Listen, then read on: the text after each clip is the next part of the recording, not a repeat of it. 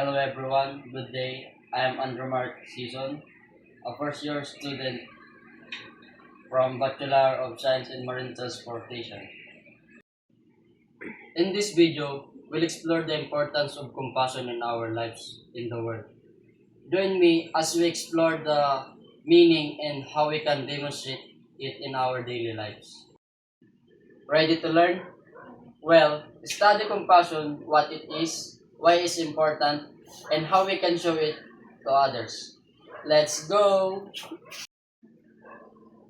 Okay, let's define first compassion. Compassion is the ability to understand and feel the pain, sadness, or suffering of other people and the desire to help them. It's not just pity, but an active effort to lighten their burden. It includes empathy, the ability to put oneself in another's shoes, but it goes beyond simple understanding its desire to do something to help. This could be through providing support, care, or taking helpful action to improve their situation. In short, compassion is love and concern for well-being of others. To help you understand better, I'll give you some example of compassion. First, helping someone who's hurt. If you see someone who has fallen and is injured, approaching them to help them up and see if they need anything is an example of compassion. Second, forgiving someone who has hurt you. Forgiving someone who has hurt you is difficult but important demonstration of compassion.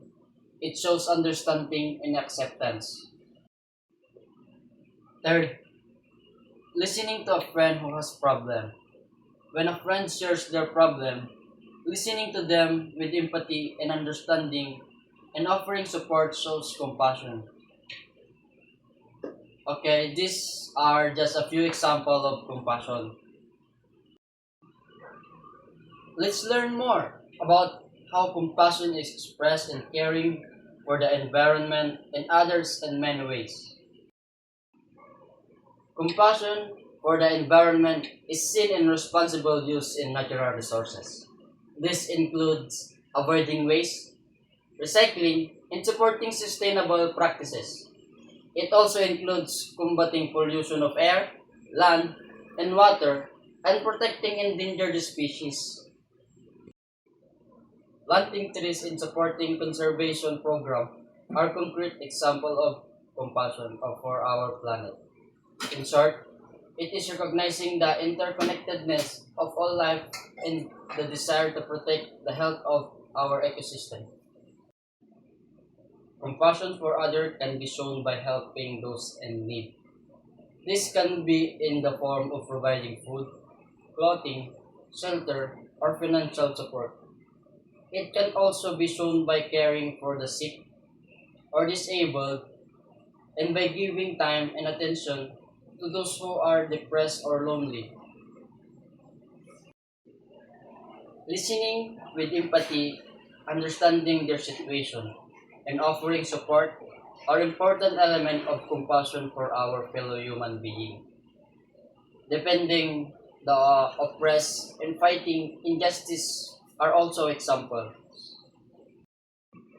In general, compassion for the environment and for the other stem from our recognition of our interconnectedness, that we are connected to everything and everyone. This motivates us to act improve the state of the world and our fellow human being. The role of communal discernment in making the world in Pan Pacific University a more peaceful and compassionate place is crucial. By bringing community members together to reflect, to share experiences, and collaborate in decision making, it builds a foundation of understanding, empathy, and unity. Here are some specific ways to help identifying needs by sharing their experiences and perspective. The community can more clearly identify the real needs of its member. In their wider community, this is essential in developing program and initiative that truly helps. Building collective action. Discernment allows for the development of consensual action plan. Instead of individual efforts, collaborations leads to a stronger and more effective action towards a more compassionate world. Strengthening relationships.